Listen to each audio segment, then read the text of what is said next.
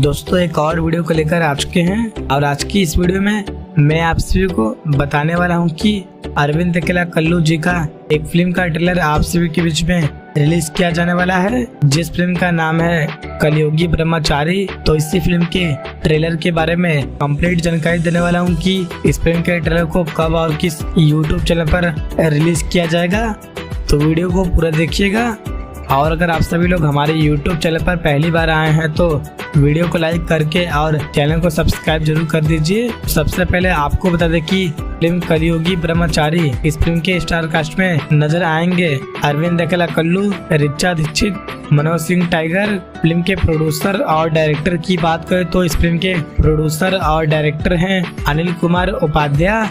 चलिए दोस्तों बता दें कि इस फिल्म का ट्रेलर कब और किस यूट्यूब चैनल पर रिलीज किया जाएगा। तो अरविंद अकेला कल्लू जी का ये फिल्म कलयुगी ब्रह्मचारी, इस फिल्म का ट्रेलर आप सभी के बीच में रिलीज किया जा रहा है आज शाम 4 बजे वर्ल्ड वाइड रिकॉर्ड भोजपुरी के यूट्यूब चैनल पर। और दोस्तों आप सभी लोग अरविंद अकेला कल्लू जी के इस फिल्म के ट्रेलर को एक बार जरूर देखिएगा, काफी ज्यादा शानदार और काफी कमाल का इस फिल्म का ट्रेलर होने वाला है। और दोस्तों वीडियो पसंद आए तो वीडियो को लाइक और चैनल को सब्सक्राइब जरूर करें।